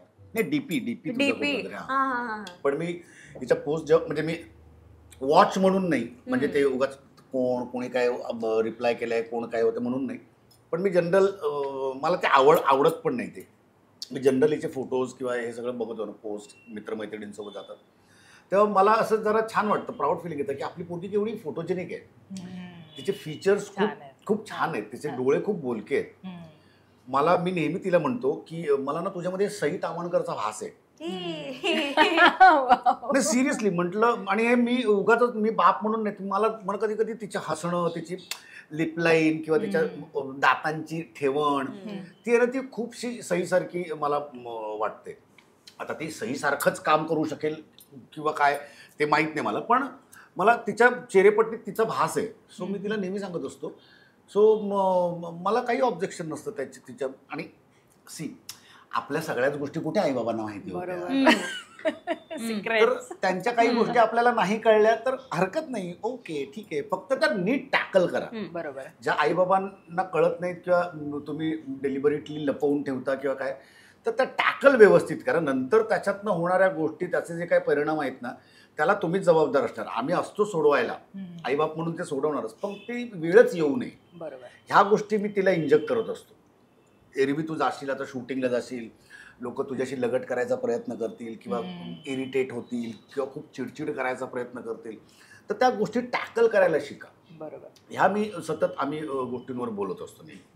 म्हणजे बाउंड्रीज मेंटेन कशा करायच्या बेसिकली त्याचं ट्रेनिंग आहे हे. मी तुला सांगू शकते की म्हणजे नवीन टेरिटरी काही मी जात असेल, शिरत असेल, तर मग तिथे त्याचा अनुभव माझा कायमच कामी आलाय की इथे साधारण असं व्हायची शक्यता आहे, तर मग रेडी राहा, कसं टॅकल करशील ते, मग तिकडे आय एम ओके. पण ती त्यात खमके कधी कधी, म्हणजे मला पण कधी कधी ज्या अशा सुरात बोलते ना, मला वाटतं ए हॅलो बाबा, बाबा आहे मी, बाबा मित्र नाही.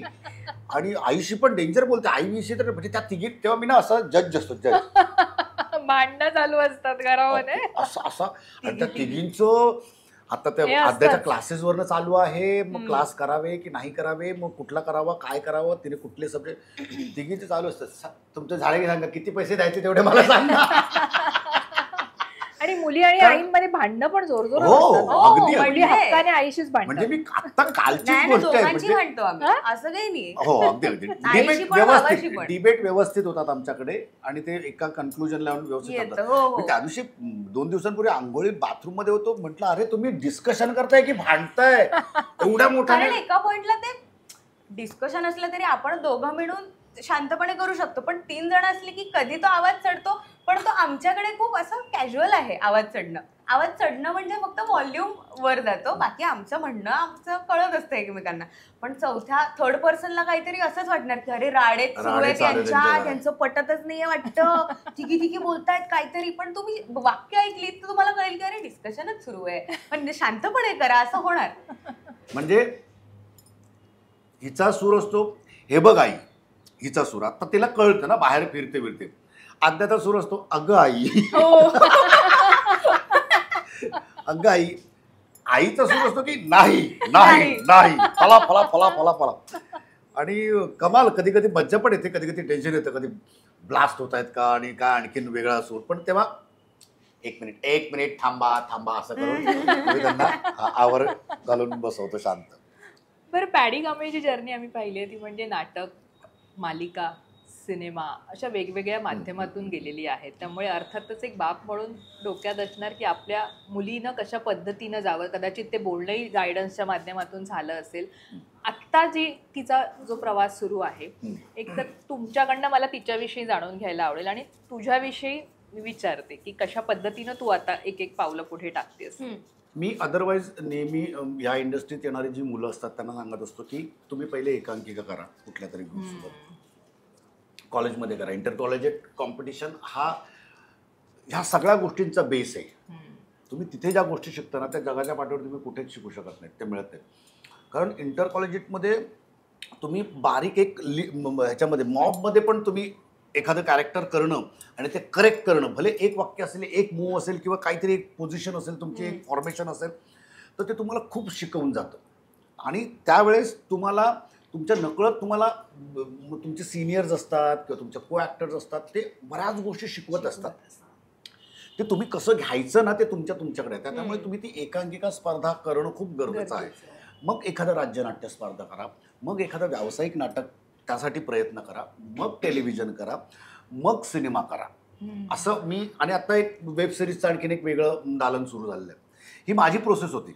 पण आत्ताचं ना जनरेशन आणि आत्ताचं जगच बदललं ग एकदम अचानक. लोक ज्यांना मला एवढं मात्र नक्की म्हणायचं की तुम्ही रीलमधल्या लोकांना मी काही कमी लेखत किंवा ते काय ते फालतोय असं माझं म्हणणं नसतं. पण आता माध्यम झालं, त्यांना त्यांच्या कुवतीने जेवढं कळतं, जेवढं जमतं तेवढं ते करतात. पण तुम्हाला नाटकात काम करायचं असेल तर हीच प्रोसेस आहे असं माझं म्हणणं आहे. हा मी हे तर ती हीच प्रोसेस आहे. तुम्हाला ह्याच पद्धतीने यावं लागेल. तुम्हाला एकांकिका करावं लागेल, एखादं वर्कशॉप करावं लागेल. अगदीच पेन्सिलीला तुमच्या टोकच नाहीये तर त्याला शार्प नाही आणखीन करता येणार.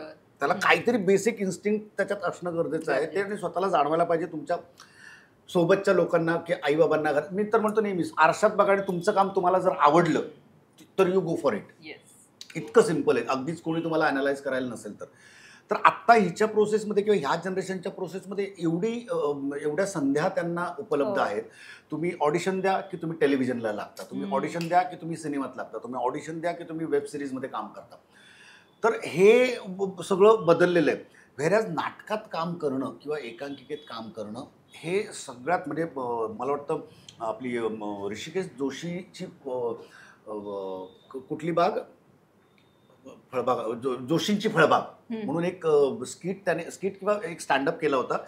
तर त्याने ह्या वेगवेगळ्या पद्धतीची म्हणजे माध्यम म्हणजे काय किंवा तुम्हाला ॲड्समध्ये पण लोक म्हणजे अबे ये असं बऱ्याचदा होतं. आपण इतकी वर्ष काम करतो, आपण नाही कास्ट आणि हे कसे काय. पण त्या माध्यमांचे ठोकताळेच वेगळे आहेत की त्यांच्या रिक्वायरमेंट्स. आम्हाला काही लोकांना ॲक्टर्सच नको असतात, त्यांना ते स्ट्रक्चर दिसणारी माणसं तशी हवी, पातळ जाडी भरडी जी काय असतात ती. तर त्यामुळे ते एक अपॉर्च्युनिटी आहे. नाटकात तुम्ही नाटक करणं म्हणजे ना ऋषिकेशने सांगितलंय की ते सुपारी खाण्यासारखं आहे. सहजासहजी सुपारीला कोणच्या वाट्याला कोण जात नाही. सुपारी खायला सोपी नाही. ती खूप वेळ घोळवावी लागते, चघळावी लागते. ती कधी कधी छातीत तुमच्या अडकू शकते जर नीट तुम्ही खाल्ली नाहीत तर.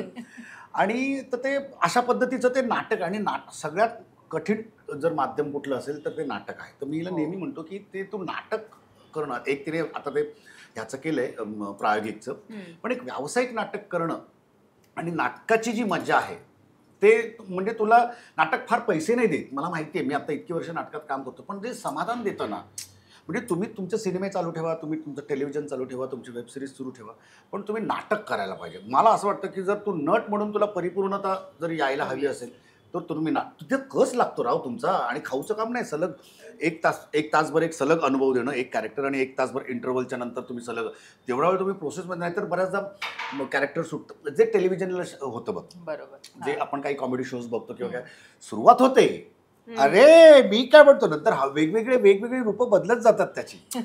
तर ते काही लोकांना खूप खाऊची गोष्ट वाटते ऍक्टिंग करणं म्हणजे. तर ते it's not that easy job.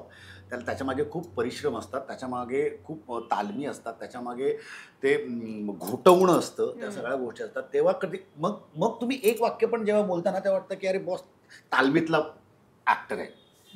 जेव्हा आम्हाला पण वाटतं ना की मी जेव्हा नाटक बघतो एखादं आणि म्हटलं अरे यार वो बंदा काय, मग त्याने प्रायोगिक केलेलं असतं, त्याने एकांकिका स्पर्धा केलेल्या असतात, त्याने हे म्हटलं तब्बी. कारण तो नुसता उभा राहिला तरी नोटीस होतो. नाटकवाला पोरगा ज्याने तालमीतला तयार झालेला आहे तो नुसता उभा, म्हणजे सिनेमात पण कुठे मग त्याला कुठेही उभं करा, तो जाणवतोच. त्यामुळे ती प्रोसेस तुमची असणं खूप गरजेचं आहे. आणि मी त्याला सांगतो आत्ताचं जग खूपच बदललंय. पण म्हणजे असं म्हणत नाही, पण खूप चटकन मुलांना गोष्टी मिळतात, पण ज्या चटकन मिळतात ना त्या नाही राहत, टिकत नाही, तेवढ्याच चटकन निघून जातात. त्यामुळे तुमची साधना हवी, तुमची तालीम हवी, तुमची प्रॅक्टिस हवी, तरच तुम्ही जगाच्या अंतापर्यंत तुम्ही लोकांच्या लक्षात राहू शकता असं मला वाटतं. आणि हा एवढा सगळा खजाना अर्थात तुला तर आम्ही आज ऐकतो, तुला रोज ऐकायला मिळत असेल, रोज त्याचे बाळकडू डोस झाली असतील. सो यातनं तू कशी तयार होतेस? कारण आपण डहाणूकर त्यांनी सांगितलं की तिथे तिला आवड झाली आणि मग तिने नाटकात यायचं, पण त्याच्यानंतर तू काय केलंयस आणि कशा पद्धतीनं तू आता एक स्टेप पुढे जातेस? त्यानंतर मी नाटकांमध्येच प्रयत्न केलेत, 1-2 केले सुद्धा आहेत. त्यानंतर आता सध्या ऑडिशन्सच सुरू आहेत माझ्या. म्हणजे प्रयत्न तोच आहे की आपण स्वतःला प्रत्येक ऑपॉर्च्युनिटी सकट पारखायचं आणि ते बेटर कसं करू शकतो आपण हे बघायचं. तेवढंच काय ते जर्नी आहे. आणि मग ते कुठेही असू दे, मग ते नाटकात असू दे, मग ते वेबला असू दे, मग ते मूवी सिनेमाच्या माध्यमातून असू दे, व्हॉट एव्हर इट इज. आता मला फक्त याची खात्री बाळगायची आहे की आपण तयार दिसून येतोय किंवा आपण सहन होतोय लोकांना जेव्हा कधी दिसतोय, किंवा लोकांना माझं जे काही काम आहे ते बघावंसं ऐकावंसं वाटतंय आणि त्यावर काहीतरी मग बोलावंसं वाटतंय. व्हॉट एव्हर क्रिटिसाइज करावंसं वाटणं पण कठीण आहे. असंच आपण कोणाला जाऊन अरे वा छान आहे असं म्हणत नाही, त्यासाठी काहीतरी करावं लागतं, ते कमवावं लागतं. आणि येस, आणि जेव्हा आपले बाबा आई कोण या क्षेत्रात आहेत त्यांच्या बरोबर बऱ्याचदा कंपॅरिझन होतं. याचं एक उत्तम उदाहरण जर पण हिंदीत बघितलं तर अभिषेक बच्चन आणि अमिताभ बच्चन, म्हणजे बिचारा चांगला करूनही त्याला ते होत नाही. ब्रिलियंट ऍक्टर आहे यार, खूप छान ऍक्टर आहे. त्याचा तो कुठचा सिनेमा ग तो हात त्या मुलीचा जातो, क्रिकेटर तिला ट्रेनिंग देतो, तो आता येऊन गेलाय काय गोल काय हा, पण तो सिनेमा कमाल, वेब सिरीज ओटीटीवर आला होता, कमाल सिनेमा होता तो. त्या गोष्टीचं दडपण येतं का? हो, कारण माझं एखादं काम प्लॅटफॉर्मवर आलं मोठ्या, तेव्हा माझं नाव बाबांशी जोडलं गेलं, त्यामुळे ते कंपॅरिझन होणार. आणि बऱ्याचदा रे बॅडीची मुलगी आहे, थोड्या एक्सपेक्टेशन जास्त असतात. सो त्या सगळ्या गोष्टींचं दडपण तुला आत्ता या क्षणी आहे का? आणि त्याला तू कसं टॅकल करतात आणि बाबा तुला कसे त्यासाठी तयार करतात? हे सगळं टेन्शन घ्यायचं नाही. या सगळ्या हे आधी यायचं, म्हणजे मी जेव्हा सुरुवात केलेली तेव्हा, म्हणजे अजून तशी सुरुवात नाही झाली आहे, पण तरीही त्यात अडकायचे मी की त्याचं नाव आहे आणि मला कम्पेअर करणार आहेत वगैरे वगैरे. पण त्यानंतर एका पॉईंट नंतर ना तुम्ही दमता तोच विचार करून, आणि मग तुम्ही ऍक्च्युली काम करायला लागता. सो आय फील मग त्यातून मग मी आता काही अंशी बाहेर पडले की हा हे असणारच आहेत विचार, आपण काय करू शकतो तर आपण काम करू शकतो चांगलं, आणि मग ते दाखवून मग आपण ते ओव्हरशॅडो करू शकतो की हो आहे पण तिचं काम सुद्धा छान आहे, असं आपण त्यांना बोलायला भाग पडायचं, असं तयार व्हायचंय मला. म्हणजे तिच्या कॉलेजमधला किस्सा एक झाला होता, काहीतरी सर्टिफिकेट कुठलं तरी तुझं, काय होतं तो किस्सा? मी डहाणूकरला जेव्हा होते तेव्हा माझ्या ग्रुपमधल्या लोकांना माहिती नव्हती की तिने सांगितलं नव्हतं की मी पॅडीची मुलगी घेऊन. मी म्हटलं की ओके ठीक आहे, तुला जे कम्फर्टेबल वाटतं ते, मी उगाच. पण कधी तुझं नाव ऐकून वगैरे तोच किस्सा आहे. आम्ही 3 कांबळे होतो अच्छा त्या नाट्य मंडळात, तू कोणाकोणाला बोलशील काय काय. त्यामुळे माझं ना रिझल्ट खाली पडला, मी अशी येत होते आणि तालमीतच शिरत होते, आणि तेवढ्यात आपले हे सर होते आमचे, आणि त्यांच्या समोर पडलं, आणि नेमकं ते त्यांच्या दिशेने पडलं जिथे त्यांना अख्खं आई बाबा माझं जयकर सर होते बरोबर. तर ते ग्रीष्मा पंढरीनाथ अनिता कांबळे असं सरसकट अख्खं नाव त्यांना दिसलं, आणि त्यांनी असं बघितलं आणि त्यांनी असंच उचललं आणि वर बघितलं माझ्याकडे की तू पॅडीची मुलगी आहेस. म्हटलं की हो, आणि म्हटलं सर कोणाला सांगू नका हा. अरे मी काय चोर होतो का? माझा बाप दरोडेखोर आहे का? नाही तिला क्रेडिट घ्यायचं नसेल की त्या गोष्टीचं, की त्याला उगाचच लोकांनी मला. आणि मग त्याचं बॅगेज ना, मग कधी कधी अझम्पशन्स लगेच येतात. आता even though I am actor व्हायचं ठरवलं असेल तरी पटकन जॉनर माझ्यासाठी पटकन लोकांनी सिलेक्ट करतात की हा कॉमेडी, वेअरएज आय डोंट नो, मला नाही माहिती माझं पोटेन्शियल अजून काय कशात, म्हणजे कोणत्या जॉनरमध्ये कठीण असतं. एक्झॅक्टली. आणि मी बघितले त्याची ढोपरं सोललेली किती अनेकदा, काय काय खोपर डोपर सगळंच म्हणजे मी बघितलंय, त्यामुळे ते कठीण आहे. आणि ते मला असं वाटतं की कोणीतरी तुमच्याबद्दल आधीच तुम्हाला अपेक्षा सांगण्यापेक्षा त्याला काहीतरी, ते अपब्रिंगिंगचाच भाग आहे, तो करू द्यायचं असतं. करू दे, तू करून बघ, मग आपण बघूया काय वाटतंय ते, असं मला वाटतं. त्यामुळे असं आहे. बाबांनी इतकं काम केलंय, म्हणजे मलाही ती प्रत्येक भूमिका आठवते आणि आम्ही लोटपोट हसायचो. तर मला तुला विचारायचंय की त्यांच्या आवडलेल्या कोणत्याही 3 भूमिका ज्या पटकन तुला आता सुचतात, आणि सांग. छू जीवनच आहे. छू, रंगा जे फिल्म मधलं कॅरेक्टर, सुपरस्टार फिल्म मधलं कॅरेक्टर होतं ते, आणि तिसरं मी म्हणेन आता रिसेंट जे पूरमध्ये त्याने प्ले केलेलं ते बाप होता त्याच्यात प्ले केलं नाटकातलं. आणि त्याच्यात आमच्या मित्राने एक छान हे लिहिलंय, कोट आहे त्याचा, की कलाकार भूमिका निवडत नसतो, भूमिका कलाकाराला निवडत असतो. सो आपण कितीही आटापिटा केला की यार मला ते कॅरेक्टर मिळालं पाहिजे किंवा काय, ते तुमच्या नशिबात, ते भूमिती ते ठरवणार की ह्या नटाला हे माझं काम करू दे म्हणून, ते भूमिका ठरवणार. बरोबर. आणि एक प्रश्न असा की पॅडी तुम्हाला विचारायला आवडेल की आपलं मगाशी बोलणं झालं की तुम्हाला डेटिंग, प्रपोज आणि हे सगळ्या गोष्टी आल्या, पण एक मी मध्येच विचारलं होतं लग्नाविषयी. अजून ती खूप लहान आहे, अजून तिचं मोठी जर्नी आहे, लग्नाला खूप वेळ आहे, पण तरी सुद्धा ना आई वडिलांच्या मनात आपल्या मुलींचा जोडीदार कसा असेल याचं एक चित्र साधारण असतं. तिच्या पार्टनर विषयी तुमच्या काय एक कारण ती ज्या क्षेत्रात आहे त्यावेळेला असं वाटतं की तो समजून घेणारा असावा आणि तिचं जे काम आहे त्याला सपोर्ट करणारा असावा. या क्षेत्रात जर ती काम करते आणि जर तिने वेगळ्या क्षेत्रातला जर तिचा पार्टनर असेल तर he can be jealous of her. कारण ती दिसते, ती कुठेतरी जाते, तिचे कुठेतरी इंटरव्ह्यूज होतात, तिचे फॉलोअर्स तिला भेटतात. मग तेवढंच म्हणजे ना ते खूप कठीण असतं. म्हणजे मेल इगो जो म्हणतो ना आपण ते मेंटेन करणं. कारण माझी बाई ही स्वतः सगळीकडे पुढे असते, हिलाच सगळे बोलवतात, मी आपला हिच्यासोबत हिचा ड्रायव्हर म्हणून जातो किंवा काय वड असं येऊ शकतं. तर ह्या गोष्टी आहेत ना खूप समजण्याच्या आहेत, त्या खूप समजून की बॉस ओके तेरा तेरा आहे. जे मला आत्ता खूप आवडतं जेव्हा दीपाली विचारेच्या कार्यक्रमांना महेश तिचा नवरा जो आहे, चांगले मित्र आहेत आमचे दोघेही, तर तो सोबत असतो, इतका सपोर्टिव्ह आहे तो. तर तसं असावं. जर तू त्या क्षेत्रातला नाहीयेस तर ती जे काय करते त्याला सपोर्ट कर. जर क्षेत्रातला असशील तर तुला माहिती आहे किती स्ट्रगल आहे, किती त्रास आहे, किती कष्ट आहेत, म्हणजे मॅच्युरिटी एक्सपेक्टेड आहे त्याला. थोडक्यात तो समजूतदारपणा असणं कुठल्याही रिलेशनशिपमध्ये ऑफकोर्स म्हणा. पण ऑफकोर्स एक मुलगी म्हणून जेव्हा मी हिचा पार्टनर जेव्हा मी व्हिज्युअलाइज करतो तेव्हा तो सपोर्टिव्ह किंवा मला काहीतरी तो फोन करेल, यार हो अरे बॅड्या यार बघ तिला समजावं काहीतरी.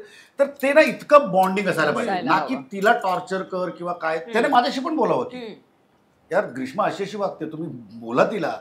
तर मी बसून या बेटो बेटो बेटो चलो मंगाव चलो क्या. तर ते मी बोलू शकतो. नाही तर तितकं ना ते ट्रान्सपरन्सी असणं खूप गरजेचं आहे असं मला वाटतं. कारण मग अशी बोलली थांब तिला बघतो, तसा बोलला थांब त्याला, तो उसमे तर वो रिलेशन फाटायला लागतं. ते दूध जसं फाटतो आपण म्हणतो ना तसं, तर त्याची साय नाही निघत छान, त्याचं ते वेगळंच काहीतरी होऊन जातं. आणि मग ते समजून म्हणजे ऑफकोर्स हिने पण हे दोन्ही बाजूने हा एकतर्फी तंबू नाहीच आहे. दोन्ही बाजूने तितकंच समजूतदार पार्टनर्स असणं खूप गरजेचं असं मला वाटतं. येस. आता आपण काही सेगमेंट घेतोय, छोटे छोटे प्रश्न जे वन लाइनर्स असतील त्याची उत्तरं तुम्ही मला सांगायचे. कोणती अशी एक गोष्ट आहे जी बाबांची की ते मी नेहमी तुला हसायला भाग पाडत घरामध्ये? ते अशी एखादी गोष्ट करतात की तुला तेव्हा हसू आलंच. आता ऍक्टिंग तर एक भाग झालाच, पण अशी एखादी गोष्ट जी कायम हसायला ते अशी काहीतरी करतात की घेत असतो कायमच. म्हणजे इन जनरलच त्याच्या स्वभावात आहे ते. काहीतरी तो बोलून जातो पटकन, हळूचकन बोलून जातो. तुझे कान असतील ना सुरू तर ते तुला ऐकशील तू आणि त्यावर हसशील तू. म्हणजे त्यावर असं मोठा लागतं नाही, पण असं एवढंच हसायला येत. आणि मी तर माझे तर तयार झालेत, माझे तर कायमच आता सुरू असतात. त्यामुळे तो कुठेही कोपऱ्यात जरी असला आणि काहीही बोलला एवढूच तरी मला ऐकायला येते आणि मी त्यावर हसते. आणि ग्रीष्मा आईसारखी जास्त आहे की बाबांसारखी, आणि कोणत्या दृष्टीने? बाबासारखी. ती ज्या पद्धतीनं गोष्टी टॅकल करते, बोलत असते. फोनवरचं तिचं बोलणं बऱ्याचदा तिच्या मित्रमैत्रिणींशी चालू असतं ते ऐकतो.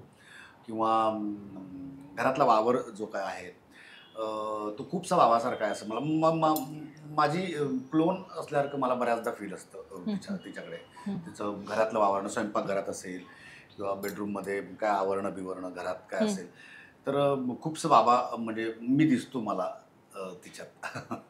बाबा सुपर हिरोच असतो प्रत्येक मुलीसाठी, पण त्या अर्थाने जर सुपर हिरो असता तर त्याच्याकडे अशी कोणती एक पॉवर असायला हवी असं तुला वाटतं, किंवा ती पॉवर त्याच्याकडे असायला हवी? वेळ थांबवायची, वेळ हातात घ्यायची पॉवर पाहिजे. मग त्याने काय मिळेल तुला? वेळ थांबवून काय मिळेल? काय माहिती, जरा आरामात जगशील. मला असं वाटतं की खूप घाईघाईत जगतोस तू, त्यामुळे जरा संथपणे जरा काहीतरी करायला तुला वेळ मिळेल. म्हणून आत्ताचं जगच तसं आहे, घाईघाई. टाइम कंट्रोल करणारं काहीतरी असं यंत्र असावं त्याच्याकडे असं मला वाटतं. त्यामुळे म्हणजे तिचं बाप मुलगी म्हणून बापाकडनं बापाला कसं ट्रीट करावं ती अपेक्षा मला कळली. पण मी आता जर काम करायचं थांबलो, म्हणजे इन जनरल तुम्ही सुद्धा जर म्हणजे आज जरा ना एक महिनाभर रेस्ट करूया, तर तुमच्या मागे 100 लोक उभे आहेत. तुम्ही नाही तर लोक मागणं येऊन तुमचं काम घेऊन जाणार. त्यापेक्षा हे काम जास्तीत जास्त मला कसं मिळेल यासाठी प्रयत्न करणं तुम्ही गरजेचं. म्हणूनच म्हणते मी की तो वर्क मोड सतत सुरू असतो ना, त्यातून कधीतरी त्या व्यतिरिक्त काहीतरी वेळ स्वतःबरोबर घालवण्यासाठी, म्हणून तो वेळ तिथे तू वेळ थांबून स्वतःबरोबर बसू शकतोस असं.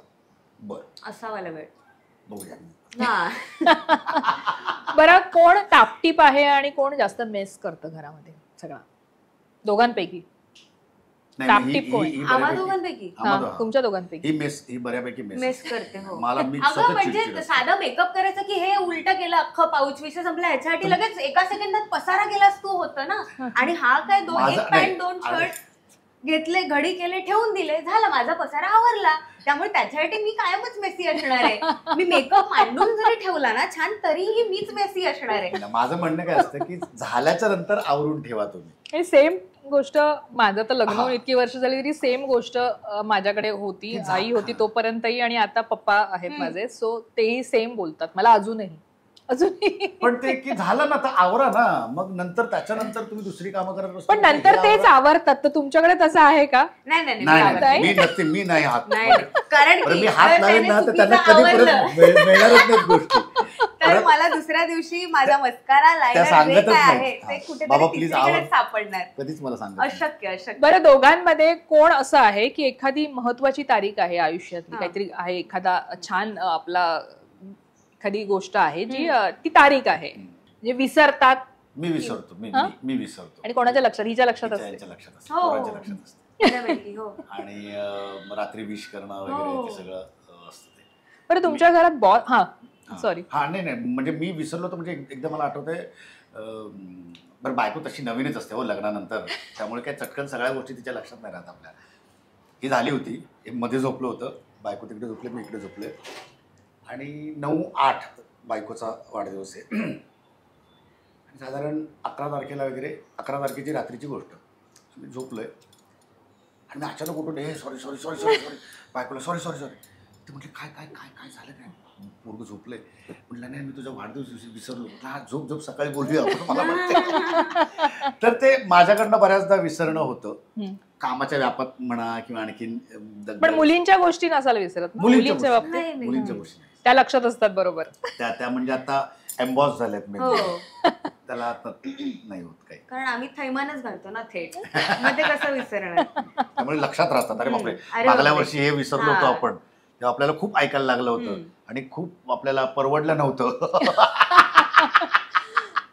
बरं, ते उत्तम जोक सांगत असतील यात नो डाऊट, कारण उत्तम विनोद. मग उत्तम हे आता तूही तयार होत असशील हळूहळू, तर पंचेस आणि छान टोमणे किंवा एकमेकांना टॉन्ट मारणे किंवा जोक सांगणे यात कोण पारंगत आहे? तोच आहे. कारण की मी त्याच्यासमोर जोक मारणं म्हणजे पीजे निघतो माझ्याकडनं. पीजे म्हणजे इतकं पीजे की माझंच होतं की नको जाऊ दे, नको रिॲक्ट नको करू, जाऊ दे, त्यात एनर्जी टाकू नकोस, असं होतं माझं. ठीक आहे म्हणजे काय एवढं. हा अजून तिला खूप शिकायचं आहे गोष्टी, टू मेक पीपल लाफ, कशा पद्धतीनं त्या बँग करायला पाहिजे, कशा सोडल्या पाहिजे, त्याचा सूर काय असावा, त्याचं टायमिंग काय असावा, ते तिला शिकायचंय. पण प्रयत्न सुरू असतात, सातत्य आहे सुद्धा. म्हणजे कधी म्हणजे तिने काहीतरी एखादं केलं, हा मस्त होता, एवढंच असं पण असतं, त्यापेक्षा बाहेर नाही. बरोबर.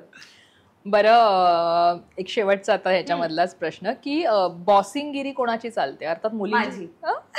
म्हणजे मला वाटतच होतं, कारण बाबांना बरेच लोक घरात घाबरतात, बाबा आले की असं सगळं घर शांत असतं, पण बऱ्याचदा उलटही असतं. म्हणजे तुमच्याकडे आहे? माझ्या घरात गरीब दीनमाणा जर कोण असेल तर तो पंढरीनाथ कांबळे, कारण 3 बायका आहेत ग माझ्याकडे, काहीच करू शकत नाही.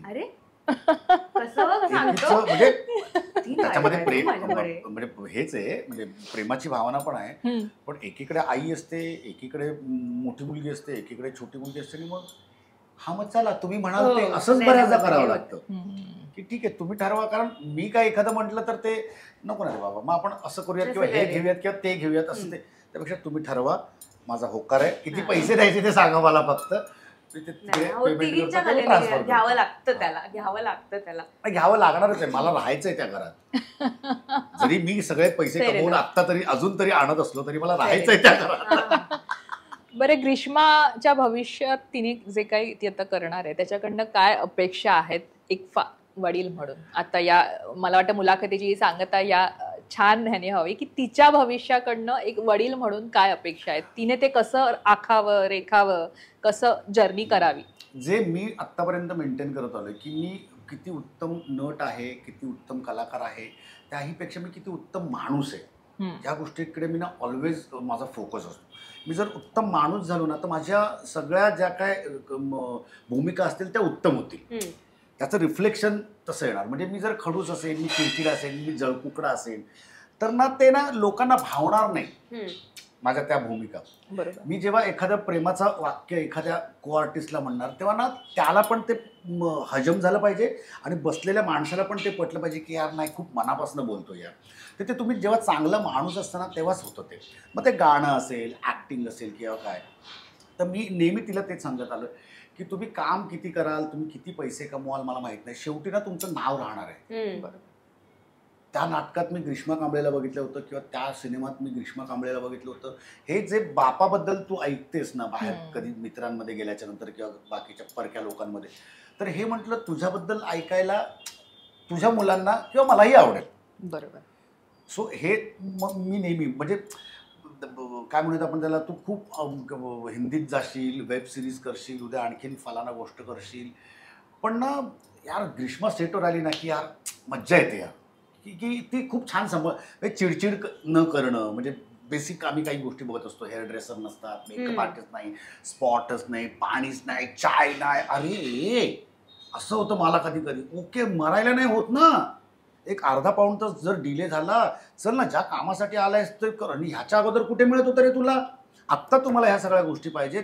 याच्यावर आमचा अशोक शिंदे दादाने उत्तम एका नटाला सांगितलं होतं, ते असंच काहीतरी त्याला कॉफी मिळाली नाही, तो लीड होता त्याच्या काही इंटरव्ह्यूत पण त्याने म्हणलंय तो, तर त्याला कॉफी आली नाही म्हणून तो थांबून बसला की माझी कॉफी येत नाही तोपर्यंत मी येणार नाही सेटवर किंवा मी शूट नाही करणार.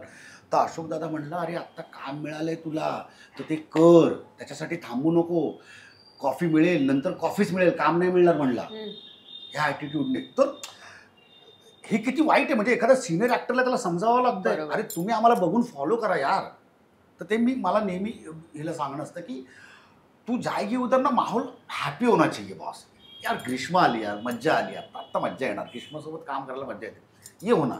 मग तुमची ना गरज निर्माण करा कामाने, तुमच्या स्वभावाने, तुमच्या कर्माने तुमची गरज या पॅडाला कास्ट करूया याच्यामध्ये. हे जे होतं ना तसं ग्रीष्माला पाहिजे. ती ग्रीष्माला आपण तिच्याऐवजी ग्रीष्माला घेऊयात, म्हणजे ती कोपअप पण करते, उत्तम काम पण करते आणि ती छान माणूस आहे, ये होणार.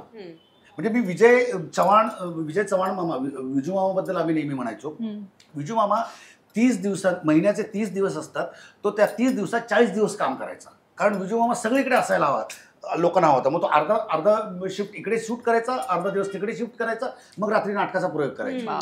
तो दीज आर द थिंग्स. म्हणजे तुम्ही माणूस म्हणून तुम्ही उत्तम असाल ना, तुम्ही मरेपर्यंत तुम्ही काम करत राहणार.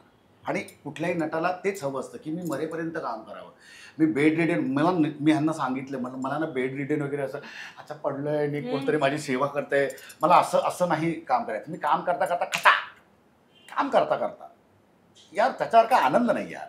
तुम्ही डायरेक्ट तिकडेच जाता त्याच्याकडे ना, ज्याच्यासाठी त्याने तुम्हाला जन्म दिलाय, ते करता करता तुम्ही ते करता करता तुम्ही त्याच्याकडे काय आनंद आहे. ते रडत खडत मरण नको. आणि मला माहिती आहे मी तसा म्हणजे माझं तसं मरण नसेल किंवा जगणं माझं तसं नसेल, आम्ही ठणठणीत असणार.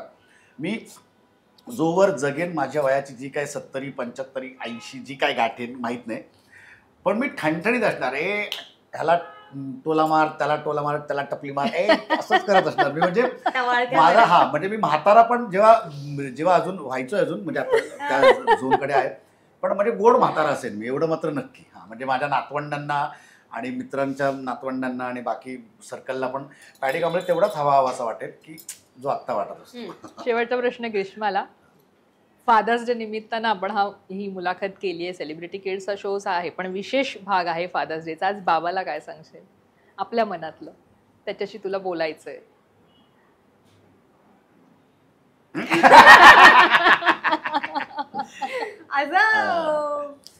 असाच राहा. आपला पहिला इंटरव्ह्यू आहे हा एकत्र. तुला जसं हवं होतं की मी व्हाईट शर्ट घालावं, तसं मी व्हाईट शर्ट घातलेलं आहे. तर बाकी असं काही मनातलं मी, आम्ही रोजच बोलतो तसं, तर त्यामुळे असं काही एक्स्ट्राऑर्डिनरी नाहीये, पण तेच एक्स्ट्राऑर्डिनरी इन इट सेल्फ आहे. जे आम्ही दिवस स्पेंड करतो, तो काही वेळ स्पेंड करतो तो, तर असाच राहा, खरंच असाच राहा. That's all. आपण दोघं एकत्र ग्रो करू. येस, मी अजून मोठा होईल तुझ्यासोबत. नाही निश्चित. आणि अर्थात आम्हाला पण काय म्हणतात पॅडी कांबळेची सावली त्याच ह्याने बघायला मिळू दे, त्याच ते अनुभवायला मिळू दे. आणि तू जसं म्हणालेस की मला माहिती नाही कॉमेडी मला जमेल की नाही, पण ती उत्तम जमेल. कारण ते कसं असतं ना, ते रक्तात असतं, ते तुम्हाला फक्त बाहेर काढायचं असतं. त्यामुळे ते असणार, ते फक्त तू त्याच याने कर. आणि जसं बाबा म्हणाले तसं वेगवेगळ्या फ्लेवरचे तडके समोर आण, ज्याच्यात मजा असते. म्हणजे कॉमेडी कर, ग्रे शेडही कर, छान गोड स्वीट कॅरेक्टरही कर. आणि अशाच वेगवेगळ्या कॅरेक्टर मधून आम्हाला भेट लवकरच. आणि आम्ही ती वाट पाहतोय. आणि तू भेटशीलच, तुझी जर्नी सुरूही असेल आणि ते लवकरच तुमच्या समोरही येईल. पण तुम्हा दोघांना या पुढच्या तुमच्या सगळ्या जर्नीसाठी आता बाबांनाही देते, कारण ते अजूनही जोरदार बॅटिंग करतायत आणि करणार आहेत. म्हणजे जसं 75-80 ते एखादी भूमिका करताना दिसतील आणि तसाच खट्याळ म्हातारा आम्हाला दिसेल स्टेजवर. सो खूप खूप शुभेच्छा. आणि इतका वेळ देऊन तुम्ही इथे आलात, लोकमत फिल्मीला वेळ दिलीत, खूप खूप थँक्यू.